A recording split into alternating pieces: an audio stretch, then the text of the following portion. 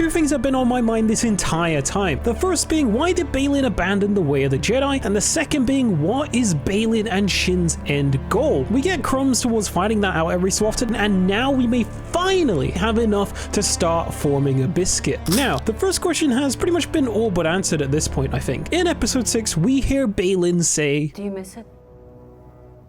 The Order." I miss the idea of it, but not the truth.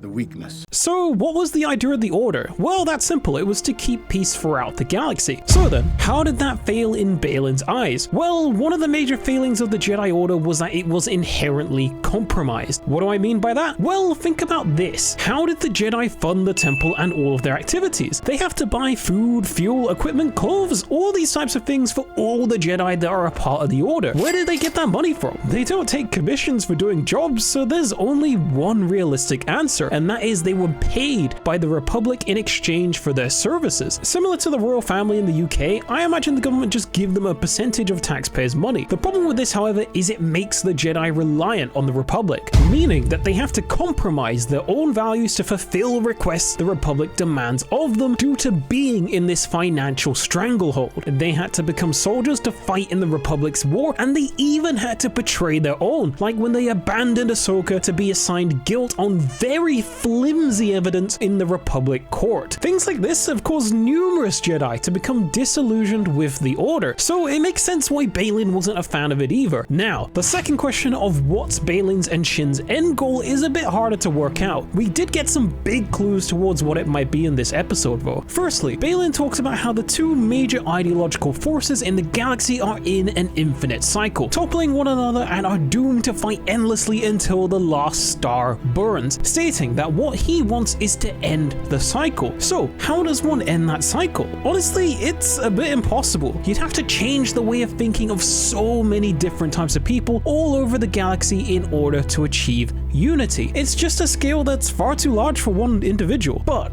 Baylan clearly thinks he has a way to achieve this. So, when thinking about what he could possibly do, there's only one conclusion that I can conceive of: a great reset. Just like the story of Noah's Ark, Baylan seems to be aiming for a purge of every living thing within the galaxy. Then he can start over, setting the new generation on his idea of the right path, achieving unity and therefore ending the cycle. Why do I believe this is his idea? Well, in this scene he tells Shin he feels a great power calling to him, speculating that it's something so monstrous that even the great mothers of the Night Sisters fear it. I don't think he's after such a power just to make friends and hang out on the beach. Rather, I think he believes it can be the key to achieving galactic genocide. Yes, I know that he seems to be against unnecessary killing, but given what we saw in episode 1, he clearly isn't above the idea of killing if he thinks it's necessary. So, in order to break the cycle and achieve unity, he may think that it's necessary here. Now, one other thing that's interesting is that Baylan describes whatever is on the planet as calling out to him. The Force flows through living things. It is possible that things that were living left a strong impression on something inanimate, like how Ezra found a holocron in Kanan's room. But it's also equally possible that it's something alive calling out to Baylan. Something so terrifying that not even the cult of the Night Sisters dare to mess with it. I wonder what that could be.